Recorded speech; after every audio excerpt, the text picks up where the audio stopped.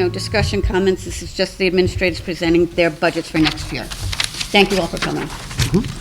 So our administrators will be here for us tonight, and they're going to go through just their building code budgets. You know, that's not inclusive of personnel, not inclusive of benefits, those types of things, but it's all of the other incidentals that go on in the building that are shifted around, extracurriculars, clubs, a lot of materials, textbooks, all sorts of things like that. And, you know, they're going to go through all that. I'm going to hand it off to Chuck now, and he'll get us started, and then he'll also end up with an overview of the entire budget, you know, the primary lines in that budget. We're going to show it up here on the screen.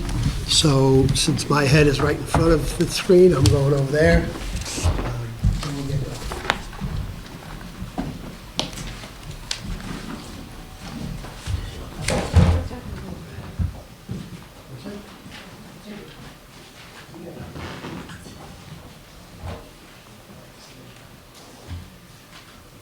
Yep, thank you. Okay, good evening, everybody. It's my pleasure tonight to start off the presentation. So tonight we're going to concentrate on the expense side of the budget. As mentioned, the administrators will discuss their areas. Just to recap, because last week we spoke about the revenues in detail. Overall, just to remind everybody, we have a potential budget-to-budget increase of 2.99%. That includes a tax levy increase of 2.94%. And that is, in fact, under the tax cap, the allowable amount we are allowed to raise taxes. We're under about $35,000 under. And like Dr. Morrow said, at the last slide, I'm going to go over in detail some of the major budget drivers to kind of bring it all together. So next up, we're going to have Mr. Drugowan speak about facilities.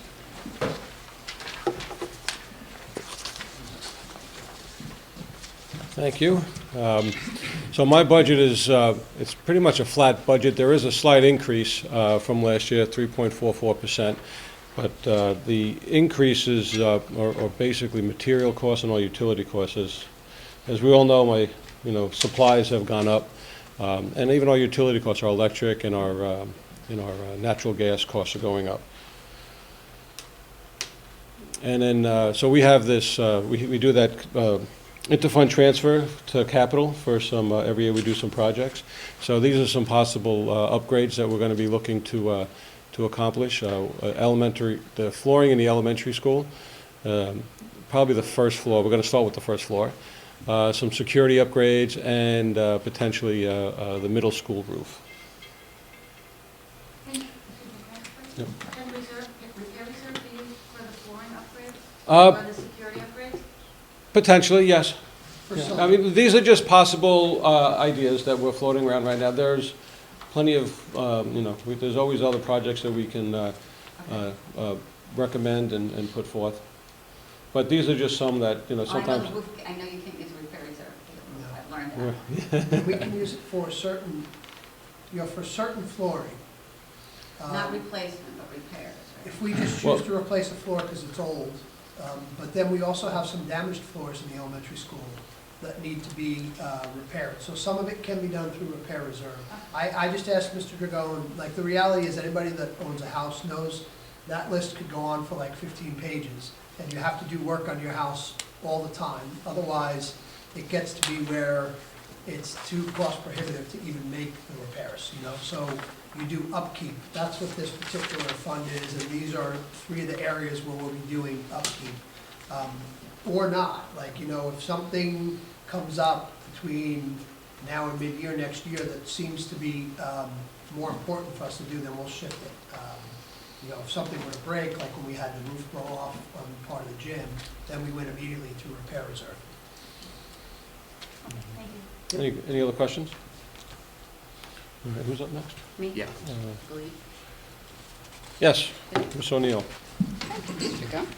Okay, so as Dr. Morrow said, the budget that I put together is mostly textbooks, supplies, some equipment, and some other materials. Right now, our codes are all being maintained. There are no cuts to any programs that we have or curriculum, but there is a decrease of 5.36%, mostly because last year we purchased a new math program, Go Math, so there was an increase last year. that now that we have what we basically need, and we just have to reorder consumables and for an increase in a grade level, the budget has gone down. My budget has gone in overall 5.36%. So as I said before, most of our program, or all of our programs are staying the same. We are still, I know we have some interest in possibly offering foreign language at the elementary school, so we're trying to look within our current budget, how we may be able to do that in some way next year, but we're still talking about that and having the conversation. Any questions for me? Great job, thank you. Thank you.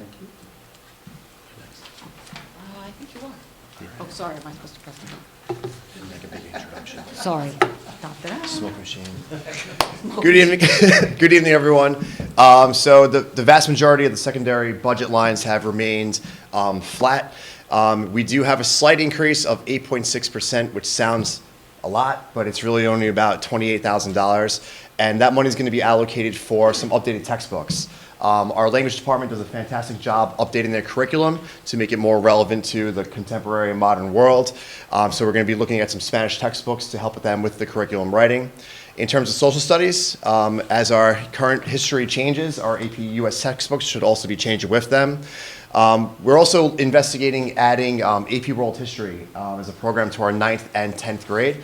It's a 2-year program that would start with 9th grade, with 10th grade being the second part of the continuum, where students would take the AP exam at that point.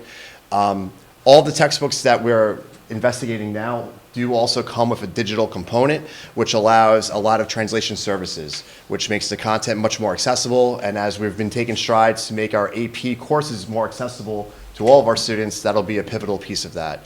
And math, we're constantly adding calculators and retiring calculators as we go through, since very specific calculators are required for not only AP exams, but also our Regents exams. So that's pretty much it. If I'm not mistaken, the state requires the district to purchase a calculator. Yes, we purchase the calculators here, and what we do is we assign them to students with serial numbers, and we sign them in and sign them out beginning and end of the year. But they still, you still have to replace them fairly regularly, just like textbooks. The Spanish textbooks, we did the same for French last year, right? Yes, we did that for French when we had a new French teacher, and actually 2 or 3 years ago, we updated all of our science continuity textbooks through one company that offered the digital and translation services. First year. In your first year, yes, and the teachers and students have loved it. It's Chromebook accessible, so it works great with our infrastructure, and it's very beneficial for the students. Any other questions? Thank you. Thank you. Mr. Stephen Flanagan. Good evening, everybody. Thank you for having me. The athletics budget has an overall budget increase of 5.38%, of which an annual coaching salary increase of 4% is included there. We're also have an increase in participation in things like girls cross country, so we're anticipating an increase there, so we added that position as well. Tuition for a combined team shows an increase of 17.29%, which is a great thing because it's showing that a lot of our students are experimenting or exploring other sports outside of Southold, lacrosse out in Mattatuck, wrestling in Mattatuck, football in Greenport. So that's our overall budget. So all of the girls, Women and natural, women's. yes, so all of the women's cross games will be here this year. All the But we're women's not lacrosse- hosting it, right? It's just being held. Well, all their practices, everything will be here, practices and games. With Mattatuck uniform, sorry. Yes. Just saying. Another part of the But I conversation. mean, do we have to budget for transportation because it's a Mattatuck, Right. it's a Mattatuck sport, but everything's being In played this here? case, we do not. They're doing Okay. So we would be billed for that, Okay. Yeah. and it would go that way. We had budgeted last year for it, thinking that we were going there, though, right? I'm not sure, honestly. I think that we were thinking about it, but I didn't know if we had anything Well, we solid in would- place. We would budget to get our kids there.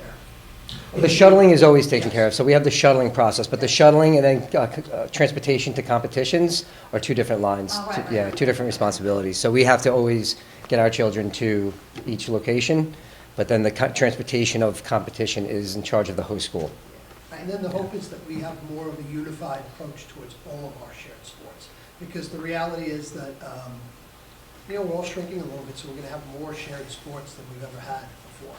Yeah. Mattatuck is shrinking. And this is a prediction, so every year you see it cycle through very differently. We like to see when we can see our 7th and 8th grade numbers kind of cycle through to the high school, but it doesn't always, sometimes there's a large fluctuation where a student is exploring at the 7th, 8th grade level, and then in 9th grade, they're like, I'm trying something completely different. So it's hard to kind of gauge those numbers throughout the years. Any questions? Thank you. Oh, I'm sorry. Lisa? Oh, Lisa. And on to pupil personnel services with Dr. Lisa Simon. Hi, good evening. So I have PPS budget. I think I presented last year on the same concept. I think most people think of just special education, but it's special education, psychologists, social workers, health offices, ENL, guidance. The overall budget this year represents a decrease of 2.16%. One of the biggest ticket items, I'm sure you're aware, in the overall PPS budget is out-of-district costs and placements for students. I actually learned yesterday that we have a reputation for keeping our students in-house in district. So I'm very proud of that reputation because I think we work really hard to service our kids here and provide them with everything that they need to be successful. So we currently have, we have 0 students actually, and actually we have 1 student out of BOCES placement, and we have a pending student. We've been able to keep those costs down significantly, and that also affects transportation costs as well. So as a result, that's down too. We did make a great deal of improvements to our new counseling suite over where the guidance office was. It's beautiful. And we did a lot of work and improvements and bought all this beautiful furniture and equipment. And so, again, now that that is all done and set and up and running, the reduction also represents the fact that, everything's up in place and we had purchased all of that stuff last school year. Or put it in the budget last year for this current year for all that work to be done. And it was done over the summer and up and running for the new school year. So, does anyone have any questions? I have a question, just one. Yes. Why does ENL fall under pupil personnel services? I would think at this point, because it's such a part of really the curriculum, that, I'm just saying, I don't. Yeah, so I'm ENL asking doesn't because I'm really curious, fall, not it because I'm doesn't critical. fall under it, it was just put together with it in Southold. Oh. Like ENL is Well- not always under, in some It places. depends on the district. In smaller Yeah, they're all districts, different in sometimes I do have ENL experience, and my guidance experience, so I think some of my experience were put into the position because of that.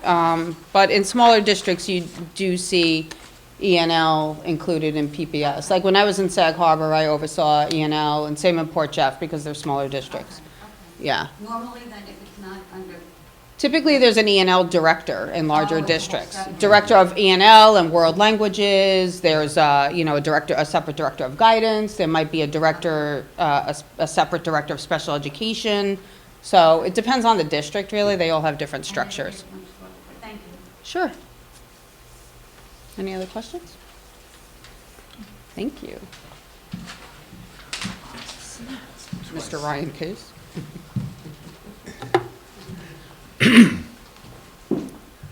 Okay, so, hi everyone, Ryan Case. For technology, our budget is minimally increasing.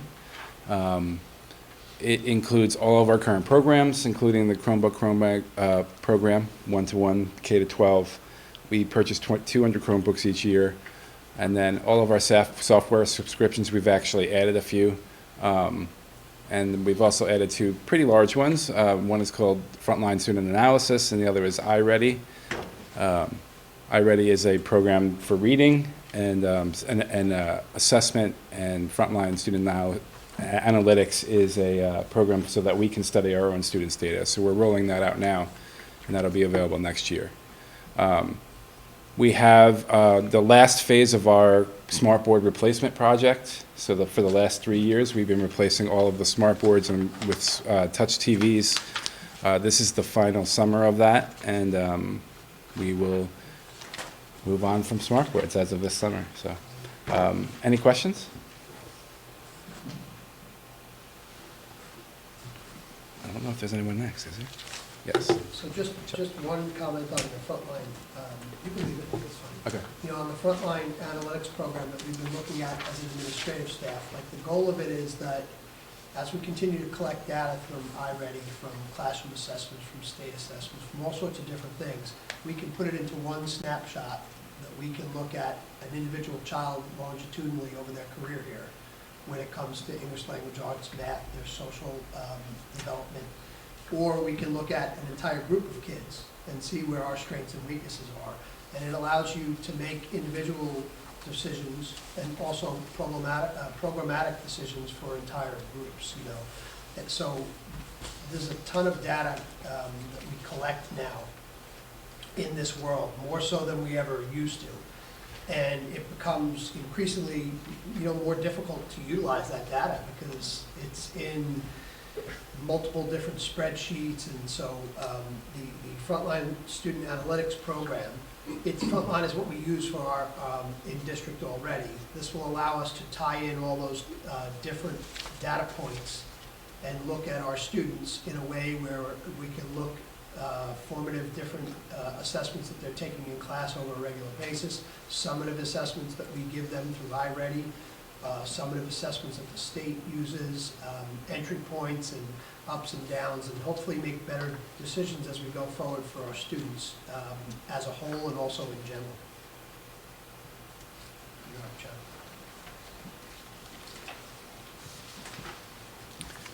Okay, so as I mentioned, here's a summary of some of the major budget driver areas.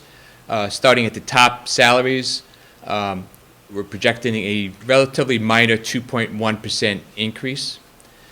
Benefits, we are seeing a 5.21% increase. The major reason behind that is the health insurance premiums for next year projected to go up 8.75%. Transportation, so that's set by the Consumer Price Index, CPI. So like for the 22-23 year, it was increased 6.3%. I have budgeted roughly 6% for next year as an estimate. The 5.23% is just kind of just adjusting and just kind of tighten our belts around the other areas. But again, that's a large cost. Again, we'll see where that goes, but that's typically been higher than usual. With BOCES, it's interesting. Again, Mr. Case he talked about some of his expenses with the subscriptions and costs are going up. But we have occupational education, where in the past we've always typically roughly budgeted for about 17, 18 children, and we've been under that amount for a couple of years. So we saw a pretty big drop in the occupational ed cost for BOCES, where to show that the overall BOCES cost is relatively flat. Debt service also, you can see, is relatively flat. With that we have one debt payment, one bond payment. We're keeping an eye on our tax anticipation note interest. In the past, we've tried to hold that line steady with the very low interest rates. Now that they're starting to creep up, again, where we're lucky, we're in good shape because we didn't drop that tax anticipation line interest line. But we have to keep an eye on it because we're pretty close to reaching that number. But like I said, it's relatively flat for debt service. Out-of-district tuition equipment, you see, is relatively flat.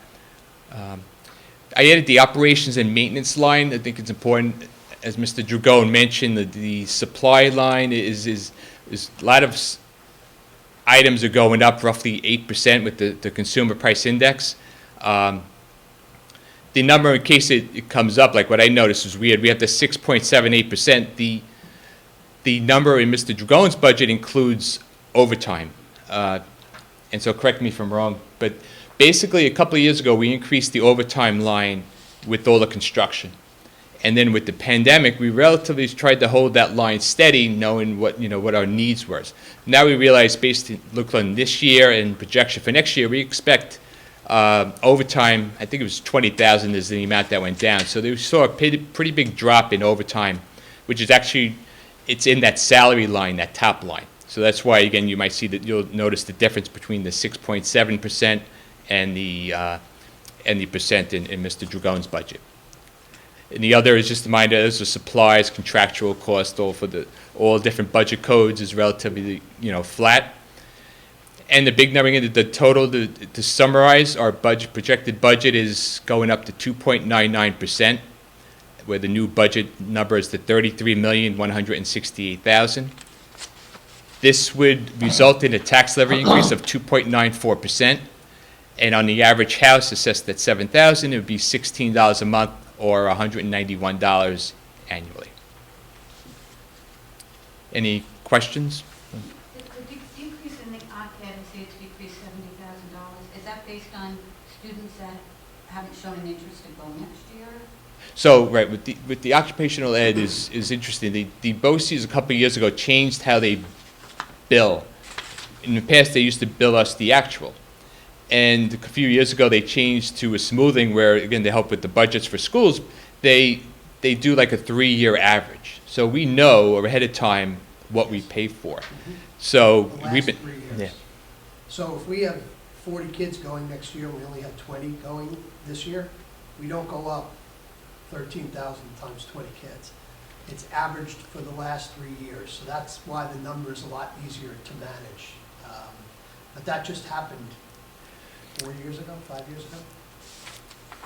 Wasn't that long? Yeah, 3-4 years ago, absolutely, 5 years ago. So it really It's- wasn't that long ago, so it's really Yeah. just getting to where it's smooth, What if the opposite happens, so your budget this year, you have Well, 10 more kids that want to go OPEB? It's fine, because that will go up in next year's 3-year average, and we'll be able to budget for it. The hard part was budgeting for these huge influxes. Like if we had a class where we had a very small group go, and we only had, say, $50,000 budgeted for 4 students to go, or 3 students to go, and then next year we had 15, and let's say it was a really difficult budget year, we need to come up with $150,000 that year just to send those kids or say no to them.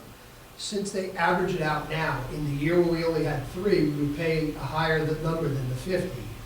But in the other years, we would pay like a lower number than what we have. So it ends up coming even. We pay the same amount. They just average it over a 3-year average instead of having those large fluctuations. Like we have 2 years now. We would have 2 years to budget for a large change in what we do. Thank you. Yep. So, that's it. I guess we can come back up, see if there's any final questions.